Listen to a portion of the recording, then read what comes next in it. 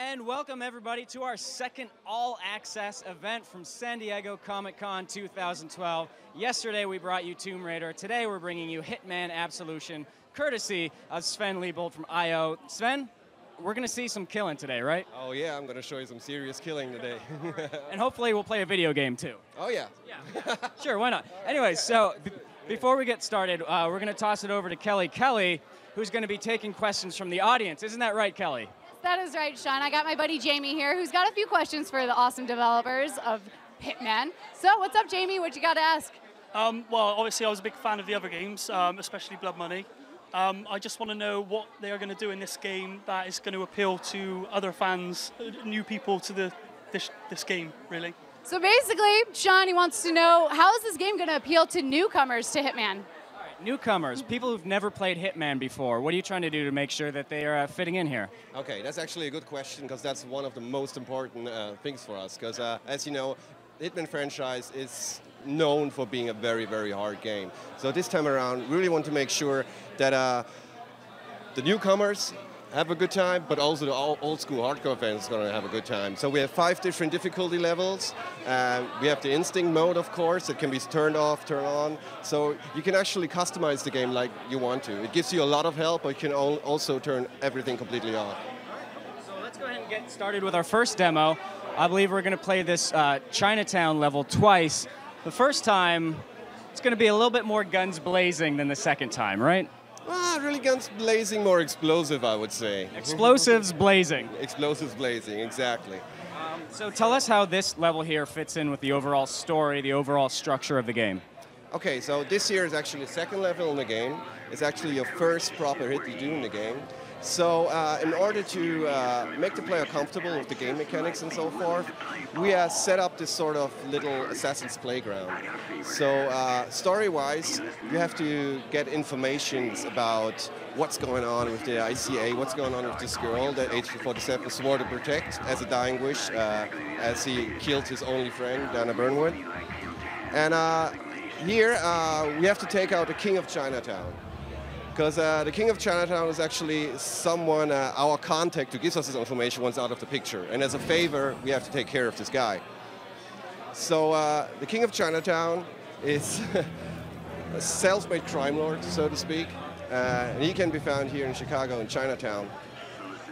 And we have several options to take him out. And I'm going to show you a pretty cool one right now.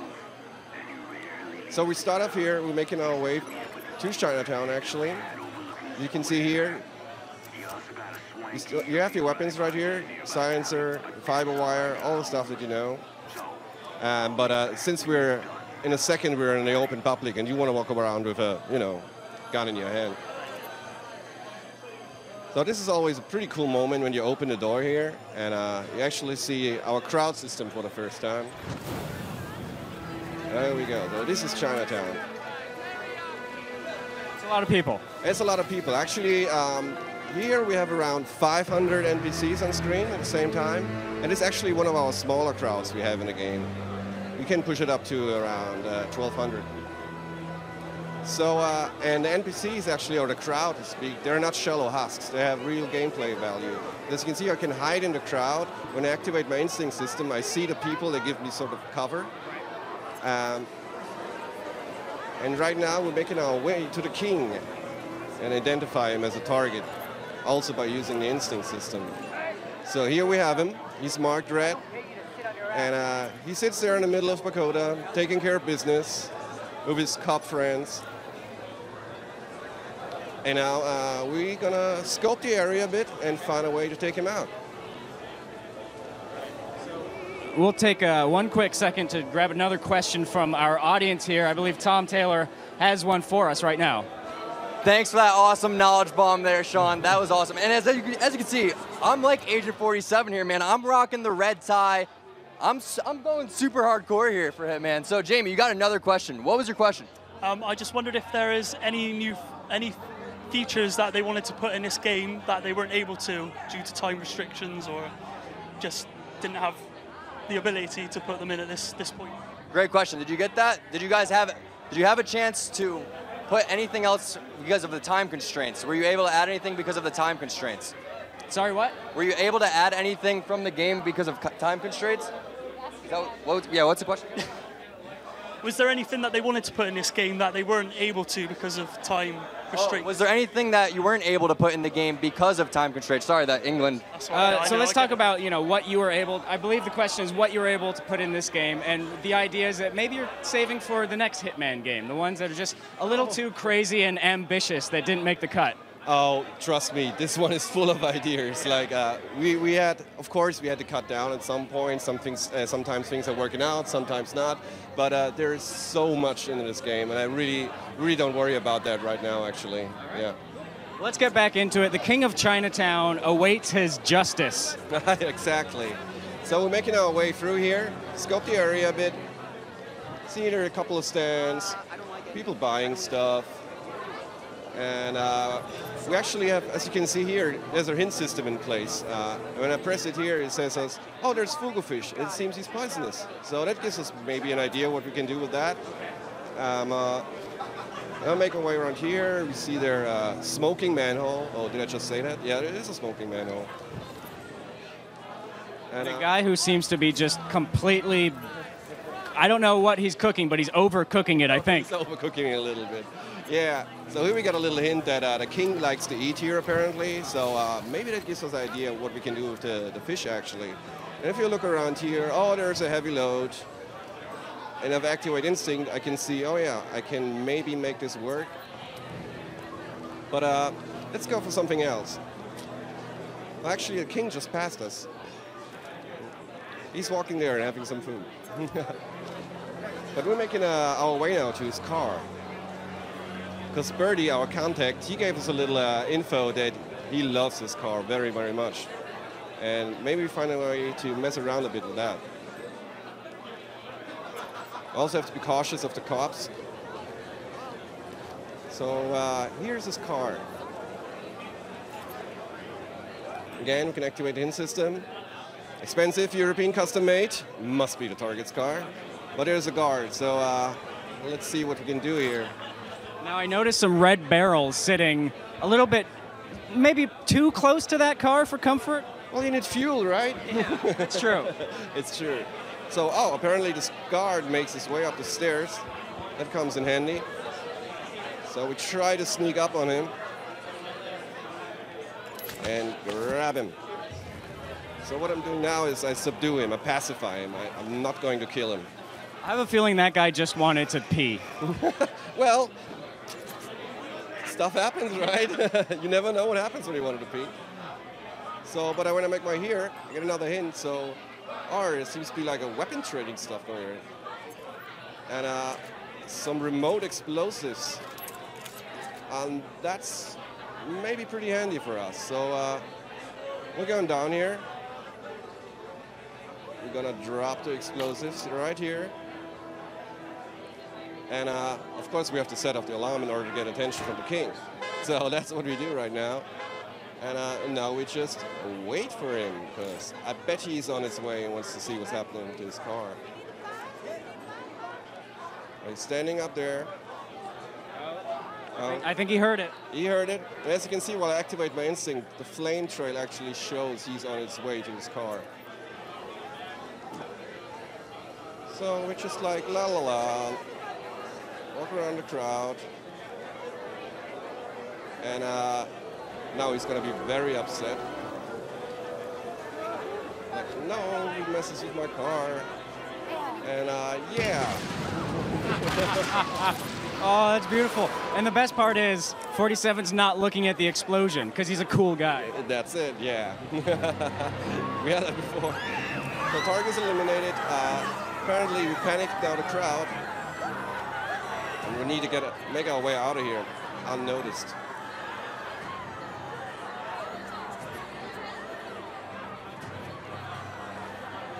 So cops are looking for what's going on here, but we managed to make it out.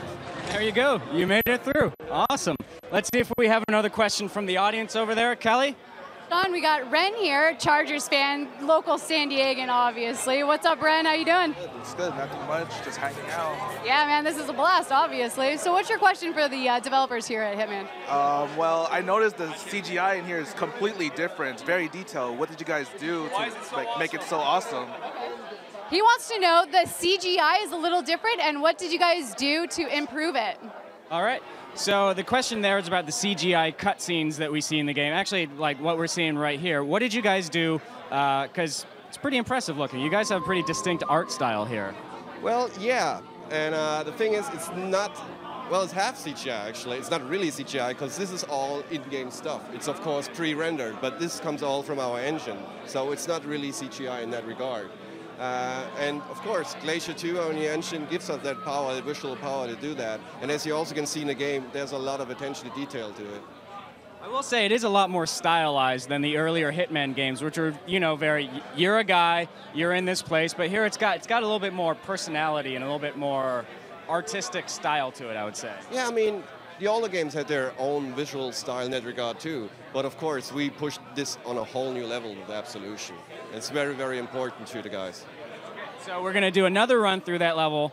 That was sort of the quick, loud, explosive way of killing the King of Chinatown. Now we're going to take a look at a way that's a little bit more methodical, a little bit more slow-paced. Yeah, a little bit more slow-paced, more elaborate, like a more elaborate setup.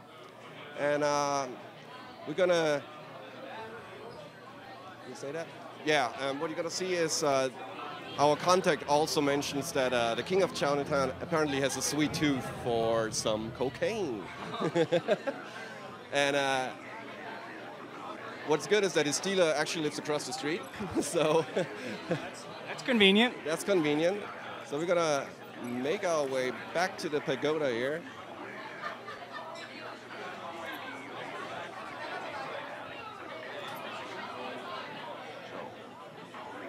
Also, I mean, we're showing 2 ways to kill him off right now, and there are way, way, way more to do that. Do you guys even like keep count of all the ways you can kill a guy? Because I'm sure you get surprised at some point. Of course you get surprised, and that's another thing. Because I mean, we have to support every kind of crazy idea that people come up with. So when we do our testing and our QA guys, they come up with crazy stuff, and we need to make that work in the game eventually. So, going up to the king again, we identify him as a target. But now we're just gonna walk around a bit here. And we hear him talking to his cop friends, who of course are all, you know, dirty cops. Not real cops, dirty cops. And he's on the phone right now, and he's saying, look man, I have a sweet tooth. I need something right now. So help me out here. Help me out here, exactly. So what we also know from our contact that the dealer apparently has an apartment across from the pagoda. So we're trying to find that right now. So actually, while you head over there, we're going to take another question from T-Squared over there. Tom? So much about Hitman right now. This is absolutely crazy. We got my man Mark from Canada. Mark, how you feeling? Pretty good. Excited to be here. You're all swagged out. This guy's got cool GameSpot glasses. So you got a question for the developer? Yeah, I did. As someone new to Hitman, how might this game differ from other kind of third-person shooter action games? So he wants to know how the game differs from other third-person shooters because he's new to Hitman. Okay. So we got another question, actually, similar to that one that we had at the beginning of the show, about people who are new to the Hitman series, people who have never played it. And this guy specifically coming from a third-person shooter background, somebody who's, you know, spent a little bit more time with maybe like a Gears of War style game. Mm-hmm. So we will support action gameplay, that's for sure. So we have a very sophisticated cover system. We have gunplay in there. Back in the older games, it was pretty much like when you were drawing a gun, the whole level came down on you. But now you really can, if you can't, you know, have to deal with a certain situation, you can shoot out your way out of that. And we really support that, and it's a lot of fun, actually. Cool. Let's get back into our mission here. I believe you are going to perhaps sabotage some cocaine. Oh, we could do that, yeah. So the drug dealer has his apartment right up there. And he now makes his way to the king, actually. And apparently the king is not there. Because as we learned earlier, the king from time to time, actually I can show you something really cool here. The king just had his food, and he was hungry, and he had something to drink, and the next thing he will do is maybe empty himself a little bit. We'll just stand here, watching him. So that would be maybe a good possibility, you know, drop something on his head. Oh, yeah, I'm seeing the connection here. Yeah. So basically, if you live in the Hitman universe, you should never go pee, because you're probably going to get killed. Yeah, that's always a good, you know, possibility to take you out. All right. But he's on his way back now.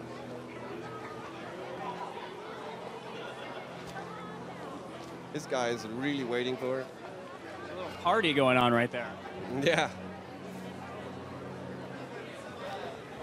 We just stand here. Hey, King! Wow! Love the suit. Love in the Like, suit. King, what's up, what's Is up? it tailor-made? Man, I got And now he's telling him he wants the stuff and he wants it now. And what we do now is we actually will follow the dealer to his stash. Shit, no problem. All right, just let me make a few calls. And he's like, yeah, no problem, I get the stuff. You'll be back.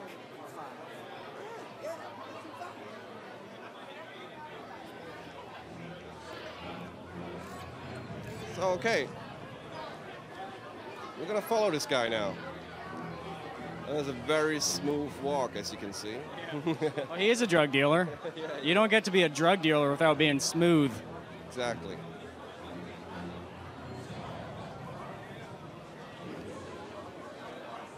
So he's looking around, nobody here. That's what he thinks. Just wait a little bit when he makes his way down the stairs. And now we're going following. You want to just pause it real quickly. We're going to head over to another question. Kelly's over there, I believe, with another member of our audience who wants to know something. Well, yeah, I am, Sean. Of course I am. I'm having a blast here with my buddy Alex, who has a couple questions for the guys over here, the developers of Hitman. So what's your question, Alex? I'm just curious as to where the story takes place in this. The timeline. Yeah. So he wants to know, where does the story take place in the new Hitman timeline? It's in the Hitman timeline, you know, in the overall timeline, maybe relative to some of the earlier games? It actually is after Blood Money. So it's not really connected to Blood Money in that sense, but story-wise and time-wise, it's after Blood Money. Let's see what's happening with this poor drug dealer. Yeah. So we're gonna watch him here. He's taking out his stuff. I always like the scene. It reminds me a bit of like the Hitchcock movies, actually. So we have a little surprise for him. So we're gonna grab him here. So that's that. And what we do now is we actually grab his disguise. So we're the dealer now. And of course, we need to hide this guy. You never know who comes down in the dark alley. I'm gonna dump here real quick.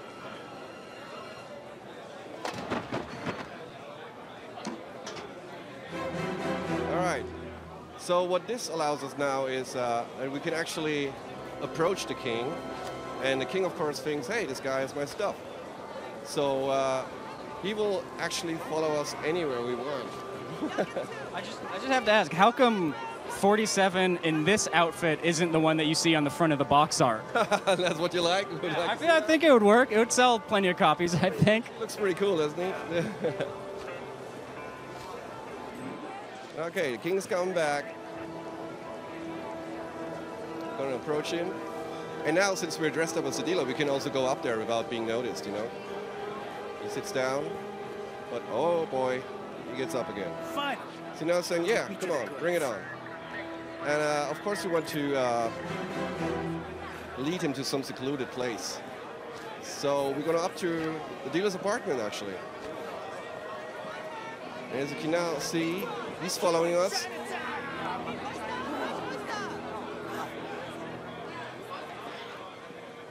And if I would be not disguised right now, this guard would say, hey, no entry here. But we could also sabotage like this little box here, you know, create a little distraction, and we could sneak up here. But we don't need to do that right now because he thinks he's the dealer. All right, we're going to pause real quickly and take one more question from our audience. Kelly, take it away. Alrighty, Alex has one more question for you guys. Last question, I'm sorry. So playing the game, I was using the sniper and it goes in the first person mode. Is there any other weapon you can use that also goes in the first person mode? All right, so any weapons that go into first person mode other than the sniper rifle? Yeah, so we saw that the sniper rifle is a weapon that puts you into first person view when you're aiming it. Are there any other weapons in the game that put you in first person, or is it just that sniper rifle? That's not really first person, it's just a scope view. And yeah, that's basically the only weapon that can do this. As long as there's a scope on it, you have this view. All right, let's see what happens here. Okay. So we're going up here.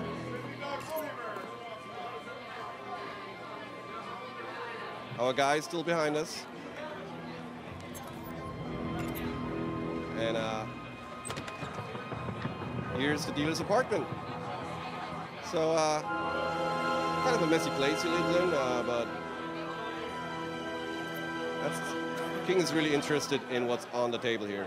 Yeah, all right, what's going to happen to him? How's this going to end? Well, we can end it any way we want to, but I'm going for a really brute approach, I would say. I just shoot him in the head. A little sloppy, but you got the job done. I got the job done, yeah. So, yeah, not the best assassination here. Okay, but we got him here. Nobody noticed. King is out. Now we have to make our way out of the level. And but since we're here, as you can see, we're talking about a sniper rifle earlier. So we have one here, and we could use that actually. So this window here actually gives us an opportunity on the King as well, which is pretty nice. So another one of the options that you could have taken. Yeah, exactly. Also here, we have security tapes. Maybe you have noticed there's some cameras from time to time, and in order to get a silent assassin ranking, that's like one part of it. You have to collect all the security tapes, all this footage that you can see.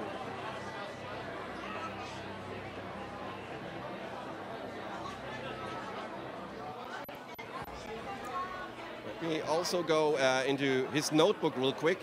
Now, that's pretty cool, because the notebook always gives you any sort of information in one spot. So you see information about your target, what he likes to do, where he hangs out. You have all the different challenges here.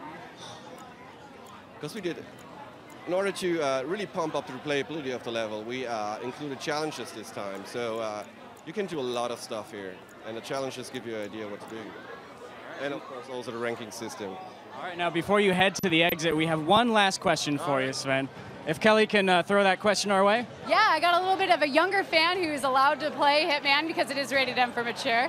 But what's your question, Hortez? I want to know how long the game would be. How long it's going to be? Yeah. He wants to know, how long is this game roughly going to be? It's your favorite question of all time. How long is the game? It's, really we're still in the testing phase and so forth, but it's safe to say it's the biggest Hitman game we ever created. So it's definitely bigger than Blood Money. And it kind of depends on whether you kill him with an explosive car or you kill him by luring him back into that cocaine den. Exactly, and the nature of the Hitman game is also, I mean, you want to find new ways, new creative ways to take out your targets. So it's really all about replayability as well, and that gives you a lot of playtime. Well, we made it this far. Let's go ahead and walk to the exit. All right. So yeah, it's pretty much easy going from here. King is dead, he's upstairs. People go about a business downstairs here. And we easily can make our way out of this level.